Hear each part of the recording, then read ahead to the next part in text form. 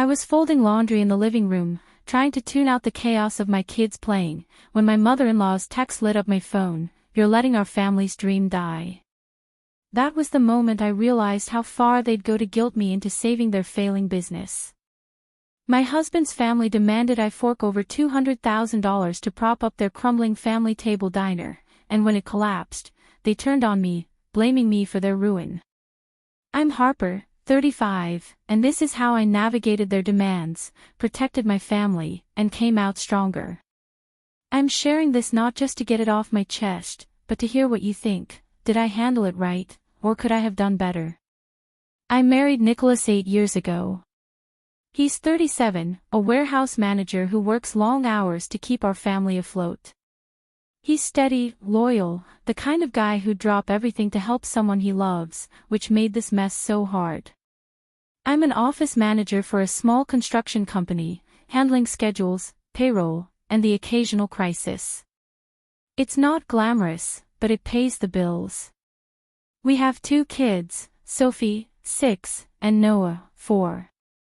We've always been careful with money, saving up about $260,000 for the kids' future and emergencies. That nest egg became the center of the storm.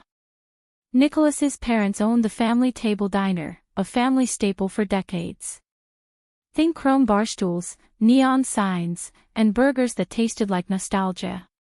It was where Nicholas flipped his first burger as a teen, where we shared milkshakes on our first date. Family gatherings always ended up at the family table, Thanksgiving pies, late-night coffee after graduations. But by the time I joined the family, the diner was struggling. Rising food costs, a new fast food joint nearby, and an outdated vibe were killing it. Nicholas's parents refused to change. No online ordering, no Instagram, no delivery. They thought their regulars would save the family table. They were wrong. The trouble started 18 months ago at a family barbecue. Nicholas's parents, his older brother Dylan and Dylan's wife Evelyn, were there. Dylan's the charismatic type, big ideas, zero follow-through. He'd talk about reviving the family table, but never lifted a finger. Evelyn's reserved, but her judgmental side comes out when she's upset. That day, Nicholas's dad admitted the diner was $280,000 in debt. The bank was breathing down their necks, and they had maybe 6 months before losing everything. His mom was quiet, eyes red, saying the family table was their life's work. I felt for them. I suggested practical steps, new marketing, a simpler menu, maybe a GoFundMe.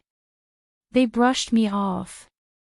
Then Dylan looked at me and said they needed $200,000 from us. My stomach dropped. That was almost all our savings, money we'd scraped together for Sophie and Noah's college, for our own security. Giving it up wasn't just risky, it was insane. I looked at Nicholas, expecting him to say no way. Instead, he rubbed his neck, conflicted, and said, "Harper, maybe we can figure something out." I was stunned. We argued that night in hushed tones so the kids wouldn't hear. "They're my parents," he said. "If the family table goes under, it'll break them." I got that, but I wasn't about to gamble our kids' future on a failing business. The pressure kept coming. Nicholas's mom called me constantly, her voice shaky, saying I was abandoning family. Dylan showed up at our house unannounced, leaning on me about how family steps up for the family table. Evelyn posted cryptic stuff online about people who care more about money than love. It was relentless. I started questioning myself. Was I being too harsh? Should I give in to keep the peace? But every time I thought about it, I saw the family table's empty booths, the unpaid bills piling up. That $200,000 wouldn't save it, it'd just vanish. Sometimes, late at night when the house was quiet, I'd sit with a cup of tea and think about my own parents. They'd raised me to value hard work and independence, to never rely on anyone else's wallet. My dad, a retired mechanic, used to say, "Money's a tool, not a chain." I wondered what he'd think of this mess, Nicholas's family treating our savings like their lifeline. I missed my parents, both gone now, and wished I could ask their advice. Their lessons kept me grounded, reminding me why I was fighting so hard to protect what Nicholas and I had built. But it also made me question if I was being too rigid, too unwilling to bend for family. Then another problem hit, making everything trickier. My company downsized, cutting my hours and pay by 30%. We were still okay, but the loss tightened our budget. No more eating out, no extras for the kids. Around the same time, Nicholas's mom fell and broke her hip. She was in the hospital for weeks, and the family leaned hard into the guilt. "She's worried sick about the family table," Dylan said, glaring at me. "That's why she's not healing." I was a mess, stressed about money, worried for her, and drained from the constant attacks. I was short with Nicholas, distracted with the kids. Sophie even asked why I was always sad. That broke me. I knew I had to do something, but I wasn't handing over our savings without a fight. I started researching. Nicholas had access to the family table's books, so I pored over them. It was grim: $15,000 monthly losses, unpaid taxes, and a loan they defaulted on. I reached out to a friend who runs a catering business. She was honest: the diner needed a total rebrand, new menu, modern vibe, and serious marketing. Nicholas's parents would never go for it. They'd die before changing the jukebox or the greasy spoon aesthetic of the family table. I couldn't help but remember the family table diner in its prime. 10 years ago, when Nicholas and I were dating, it was alive, waitresses bustling, the jukebox playing old rock hits, and the smell of fries in the air. We'd sit in the corner booth, stealing kisses between bites of cherry pie. Nicholas's parents were different then, full of pride as they greeted regulars by name. Seeing the diner now, empty, faded, felt like watching a piece of our history crumble.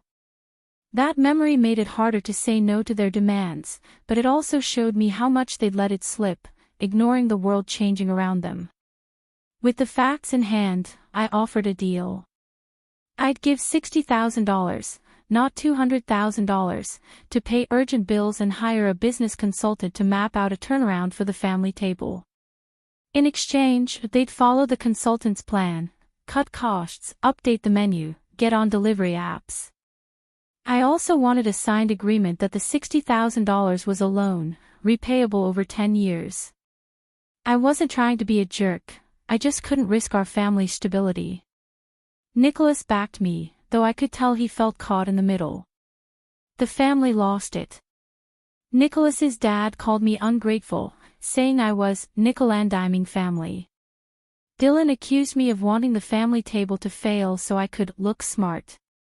Evelyn told relatives I was hoarding money while Nicholas's mom was suffering. Even some cousins started giving me the cold shoulder at Noah's birthday party. The worst was Nicholas. He didn't fight me, but he got quiet, like he wondered if I was being too hard. I felt so alone, like I was battling his whole family and losing my husband in the process. A few weeks after the barbecue, Nicholas's cousin Eric pulled me aside at a family picnic. He's quieter than Dylan, a mechanic who usually stayed out of drama. I thought he'd be on my side, but he surprised me. "Harper, I get why you're hesitating," he said, "but the family table's all they've got. If you don't help, they'll never forgive you." His words hit hard, not because I cared about their forgiveness, but because even the reasonable ones were piling on. I explained the diner's numbers, how $200,000 wouldn't fix it. Eric listened but shook his head. "It's not just numbers to them," he said. "It's their heart." I walked away feeling heavier, wondering if I'd ever make them see reason. They took the $60,000 but ignored the plan. No consultant, no changes, just more of the same at the family table. I washed my hands of it. I told Nicholas no more money, period. He nodded, but I saw the guilt in his eyes. He'd look at old photos from the diner, him as a kid behind the counter, his parents laughing, and I knew it hurt him. I hated that I couldn't fix it. 8 months later, the family table diner shut down.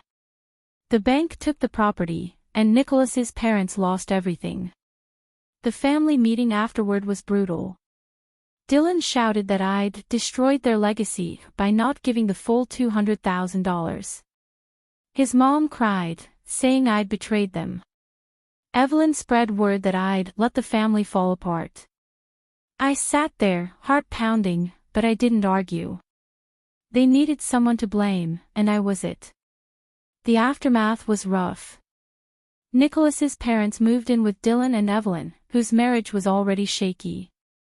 Family gatherings turned icy, nobody talked to me, and Nicholas got stuck playing peacemaker. Our own relationship felt strained. We weren't arguing, but we weren't us, less joking, less touching.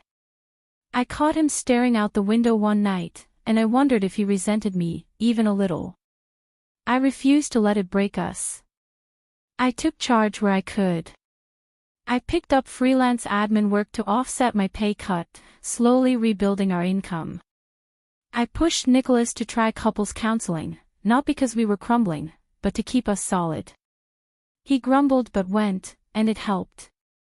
We talked about his loyalty to his parents, my fear of losing our security. It wasn't a cure-all, but it brought us closer. I also drew a line with the family. No more money talks, no more blame. When Evelyn asked for help with their parents' medical bills, I said no, calmly but firmly. I stopped going to family events where I'd be ignored. It hurt. Sophie asked why we didn't see Grandma anymore, but I explained that sometimes grown-ups need space. I wanted her to feel loved, not caught in the drama. Sophie's questions didn't stop at why I was sad. One evening, as I tucked her into bed, she asked, "Is Grandma mad because we didn't give her money for the family table?" My heart sank. She'd overheard more than I realized, probably from cousins at the picnic. I sat on her bed, brushing her hair back, and tried to explain in a way a 6-year-old could understand. "Grandma's sad because the diner's not doing well," I said, "but Mommy and Daddy have to take care of you and Noah first." She nodded, but her eyes were confused. I lay awake that night, hating that my kids were caught in this. It fueled my resolve to end the cycle of guilt, to shield them from the family's mess. My best move was safeguarding our finances. I opened a new savings account, one the family couldn't touch, and started investing small amounts in low-risk funds. By last month, our savings were at $230,000, less than before, but growing. We're stable, and that's what matters. Things are better now, though not perfect. The family table is gone, but Nicholas's mom is healing, which I'm thankful for. Nicholas and I are stronger, planning a weekend getaway with the kids, laughing like we used to. The family's still distant, but I'm letting go of the anger. Not for them, but for me. Forgiveness isn't easy, but resentment's heavier.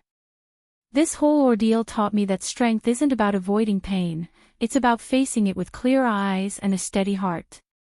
I could have given them $200,000 and lost it all, but I protected my kids' future and my marriage. Still, I wonder, could I have pushed harder for the family table to change? Should I try mending things with the family or keep my distance? If you've been through something like this, what would you do?